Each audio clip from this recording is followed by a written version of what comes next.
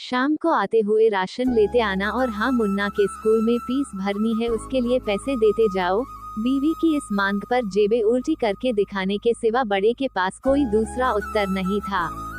माथे पर चिंता की शिकनों के साथ सवेरे तो बड़ा भाई अपने काम पर निकल गया, लेकिन उस शाम उसने पूरे परिवार के सामने इस आर्थिक संकट को दूर करने के लिए एक प्रस्ताव रखा।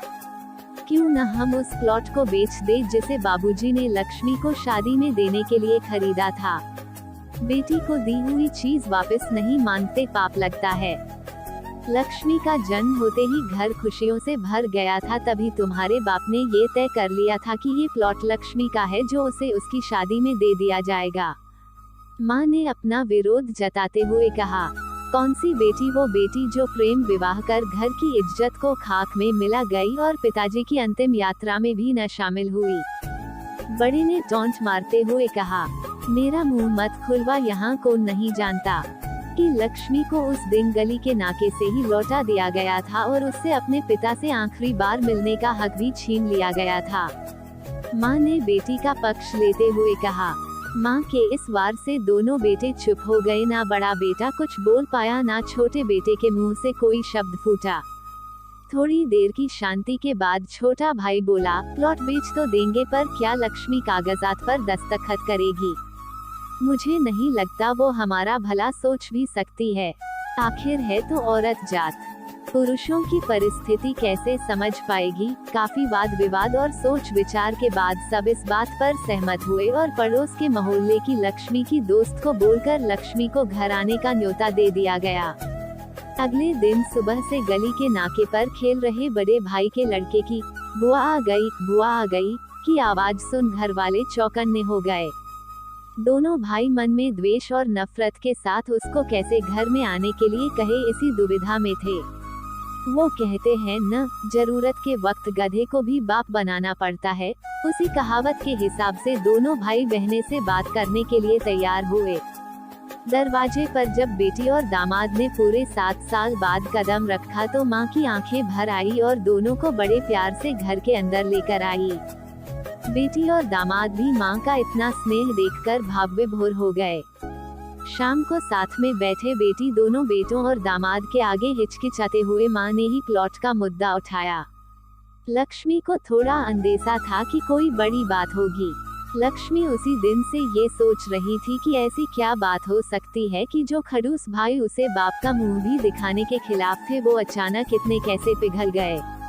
लेकिन अब उसको सारी बात समझ में आ गई। लक्ष्मी ने तिरछी नजर से पति की तरफ देखा तो वो बोल पड़ा, देखिए माँ जी, शादी से पहले जो कुछ आपका था वो आप ही का रहेगा। ना उस पर मेरा या लक्ष्मी का कोई हक था, ना है, नहीं भविष्य में हम मांगेंगे। इसलिए आप निश्चित होकर उस प्लॉट के साथ जो करना है कीजिए। आप जहाँ कहेंगे हम वहाँ साइन कर देंगे। सुबह से अपने जीजा से नजरें चुरा रहे दोनों भाइयों ने अब अपने जीजा को अच्छे से देखा। सुबह प्लॉट के कागजात पर बहन के दस्तखत लेकर काम खत्म किया जाए, ये तय हुआ। सब इस मीटिंग को खत्म कर उठ ही रहे थे कि टीवी पर अनाउंसमेंट हुआ कि आने वाले 21 दिनों तक देश में लॉकडाउन लगाया जा रहा है। लक्ष्मी के पति ने फोन पर बात करने के बाद कहा, अब हम क्या करेंगे लक्ष्मी? कल की बस भी रद्द हो गई है और 21 दिनों तक कोई बस नहीं है, हम तो फंस गए। इस खबर से दोनों भाई बहुत निराश हो गए, क्योंकि एक तो उनकी आमदनी कम थी और 2 लोगों का और खाने पीने का बोझा बढ़ गया था। लेकिन माँ अंदर ही अंदर खुश थी, क्योंकि इतने बरसों बाद घर वापस लौटी बेटी इसी बहाने कुछ दिन आराम से उसके साथ रह पाएगी। दोनों भाई छूटक सब्जी और फल बेचा करते थे। कुछ दिनों में ही लॉकडाउन के चलते और कोरोना वायरस के चलते लोगों ने उनसे सब्जियां और फल खरीदने बंद कर दिए। पहले से खराब उनकी आर्थिक स्थिति और ज्यादा खराब होने लगी और वो मन ही मन लक्ष्मी के कदमों को अशुभ मानने लगे। बहन और जीजा जी से उनकी यह हालत छुपी नहीं थी। लक्ष्मी के कहने पर उसके पति ने दोनों भाइयों की सब्जी और फल की रेडियो पर लोहे की रॉड और जालियां फिट कर दी। बाजार जाकर दोनों के लिए कैप, हाथों के दस्ताने और थोक के भाव से सब्जी और फल खरीद लाए।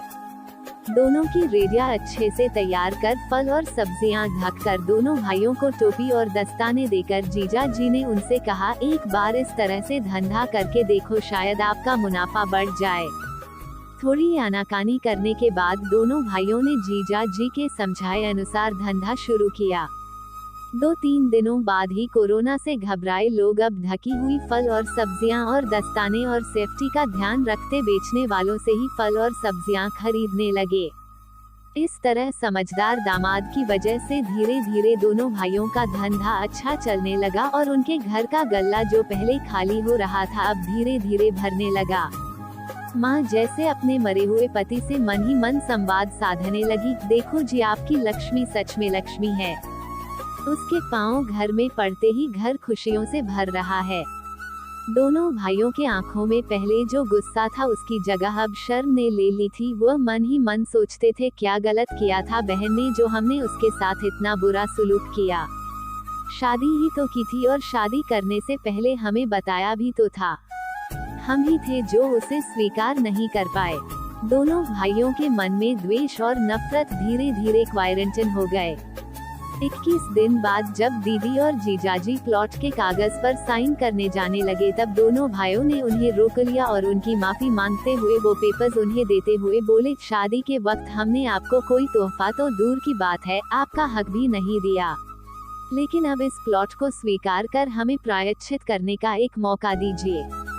सभी के आंखों में खुशी के आंसू आ गए और माँ ऊपर देखकर बोली, देखा आपकी लाडकी ने आज फिर हमारा घर खुशियों से भर दिया। ऐसी ही पारिवारिक कहानियाँ हर दिन आप तक पहुँचे, इसलिए आप हमारे चैनल से जुड़ सकते हैं और सुन सकते हैं ऐसी ही बेहतरीन इंटरेस्टिंग और भावुक कहानियाँ सीधे अपने फोन पर।